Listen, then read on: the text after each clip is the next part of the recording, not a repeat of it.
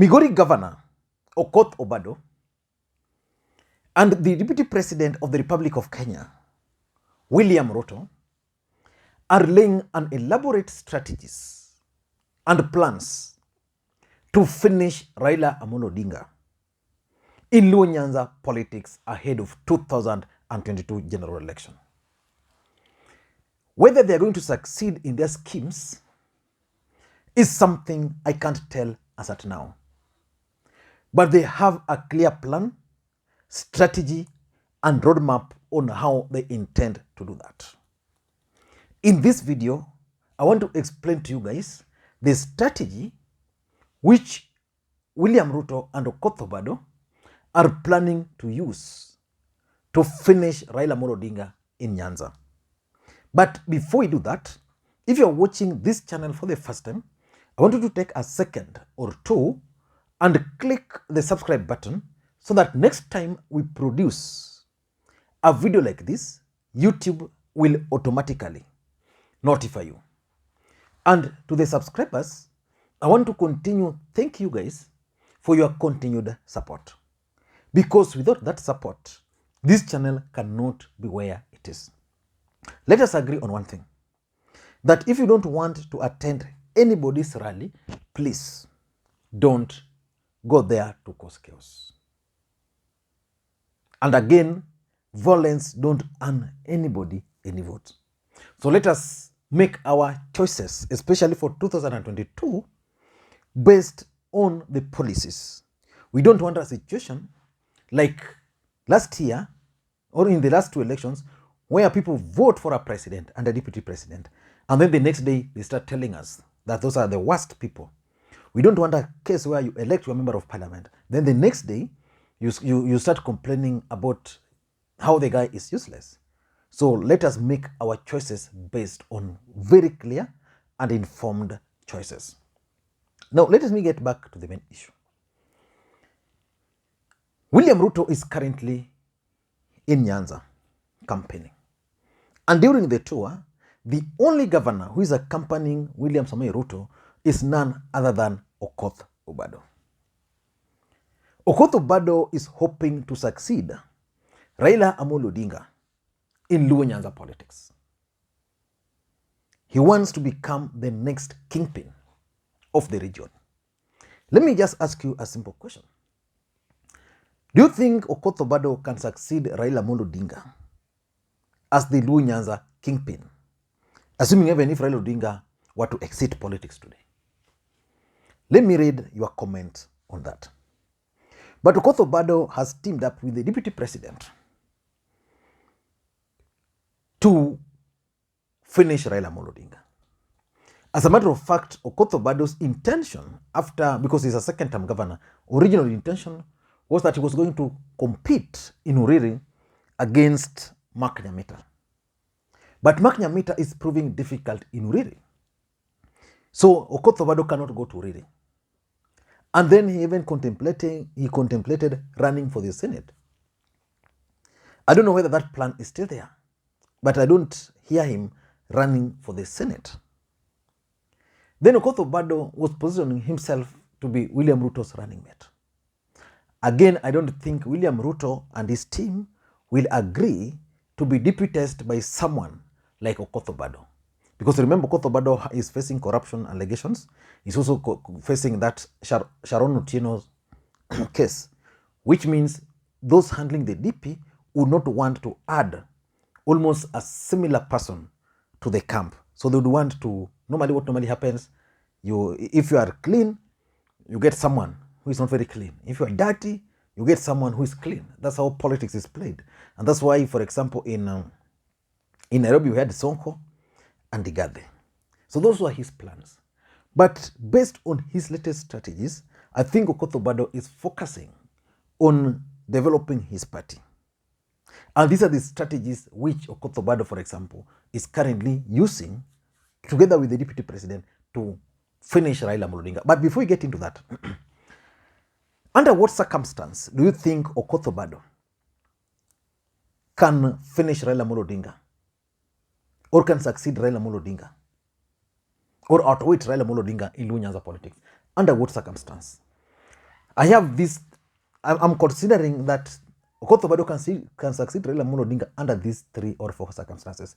Number one, if Raila Amolo Odinga is not running for the presidency. Assuming today Raila Odinga decides that on the 30th November, he's not going to declare his bid, but he's going to declare that he's supporting someone else. Majority of his supporters, especially from Luo Nyanza, are going to be disappointed. And based on that disappointment, someone like Okoth Obado can easily take over. Because if you consider those around in Luo Nyanza, Babu Owino can succeed Raila Odinga easily, but I think that his time is coming. Okoth Obado, maybe because he has the money, he's a second-term governor. Who else? Orengo is going for the Siaya gubernatorial race. So in case Raila will not be running, then it means Okoth Obado can succeed. So that's the first circumstance under which Okoth Obado can succeed Raila Odinga. Number two, they can also succeed if ODM nominations in 2022 is going to be botched. The biggest challenge Raila Odinga has always faced is ODM nominations. They've always failed to identify the right candidate and support the right candidate. In most cases, some candidates end up taking the ODM nominations, and whenever that happens, a lot of people get annoyed. If this is going to happen in 2022, let me assure you, Raila Odinga is going to have a very big problem, because people will say that he doesn't really value their input. So the second circumstance under which Obado can succeed Raila Odinga is if Raila Odinga's party, ODM party, will conduct a botched nominations. Number three is President Uhuru Kenyatta's endorsement. If President Uhuru Kenyatta is going to fail to endorse Raila Amolo Odinga, then most of his supporters will believe that the president is not keen with supporting Raila Amolo Odinga. I've always opined on this channel severally that the day President Uhuru Kenyatta will endorse Raila Amolo Odinga publicly, that's the day Nyanza and the ODM strongholds will be excited. If Uhuru will just make an announcement that I'm supporting Raila, Raila will sweep the entire Nyanza, the all of it. He will compete in coast, western, but in Nyanza, the Luos will view the Luos, the Kisis, and the Kurias will view it like for the first time now the leadership is coming to Nyanza. But if the president will not do that, then Obado will have a fighting chance. And the other thing which might make Obado try so hard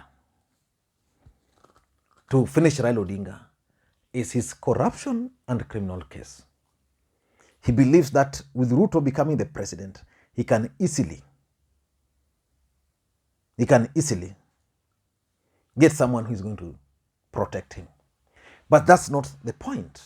I wanted us to look at the strategies which Ruto and Obado have actually come up with to finish Raila Amolo Odinga in the larger Nyanza politics. The first strategy which they are going to use, and they are already applying it, is the introduction of politics of money in Luo Nyanza. Raila Odinga has been selling hope to the voters in this country. Most voters always go to vote for Raila Amolo Odinga in the hope that tomorrow will become better. William Ruto is coming with a different strategy. Pesa. He's dishing out money. Raila Odinga is not known to be someone who plays politics of money. Okoth Obado became the governor for Migori 2 terms. Today, Okoth Obado is a billionaire. Okoth Obado's politics also revolves around money. So the truth of the matter is that by introducing politics of money, they are now managing to win over the support of people who don't know where the country is coming from and where the country is headed to. Let me take you to Kisumu yesterday. The deputy president was in Kisumu, and then while addressing the people there, he announced that he was going to give boda guys 2.5 million. Then he also announced further that he was going to give women 2 million. You see, if the group were organized, for example, the women in Kondele, and you give them 2 million, they would easily go put that money in a bank or to some car dealer. They'll be given a bus and they'll succeed.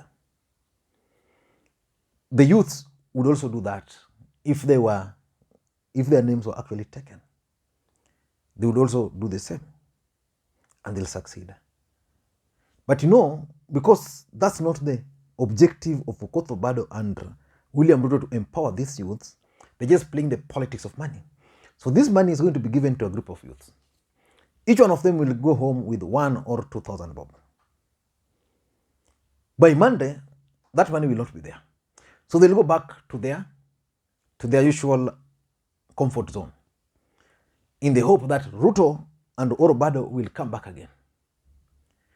So it will reach a point where when you want to speak to these people, the only language they'll be understanding is the money. Pesa iko wapi?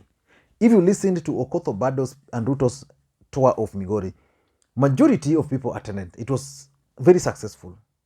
But for those who understand the Luos, at some point when Obado was speaking before Ruto, the crowd was asking, wapi pesa, wapi pesa? Wanu wao limauru pesa. You know, so it basically means then some people are now going there in the hope that they're going to get money. So Raila Odinga selling hope to them will not make sense. That's their strategy. Use money to counter the hope.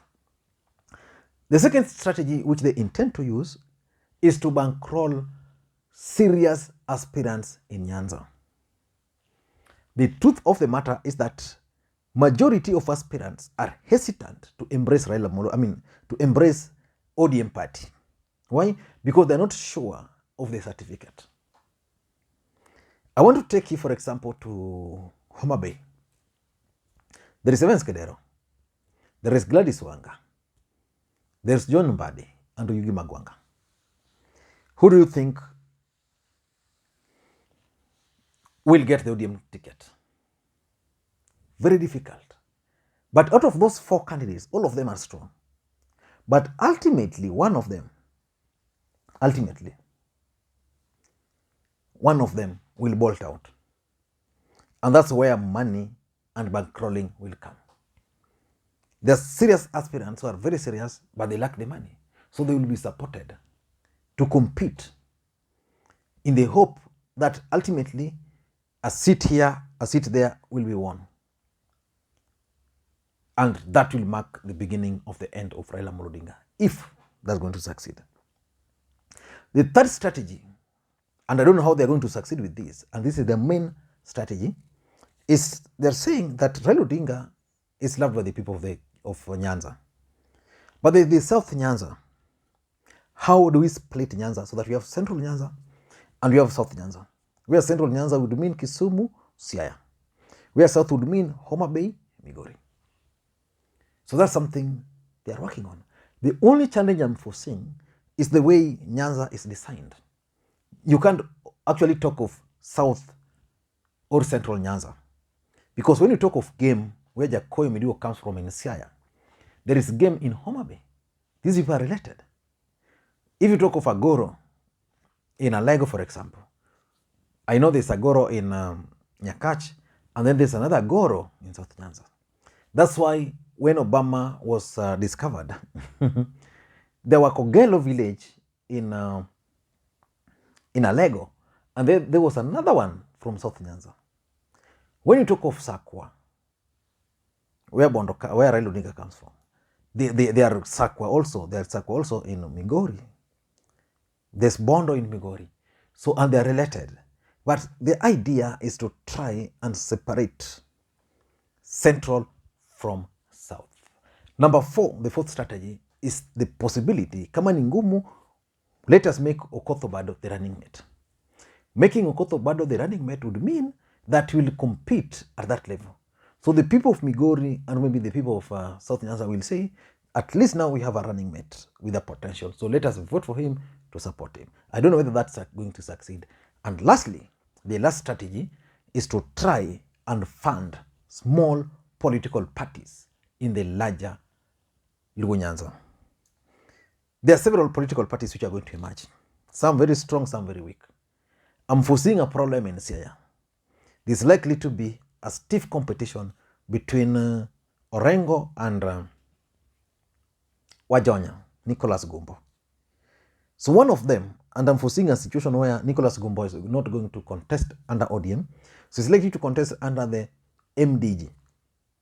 If that's going to happen, then it will mean that he's going to be funded heavily again to give James Orengo trouble. But ultimately, James Orengo is going to be the next governor for Siaya.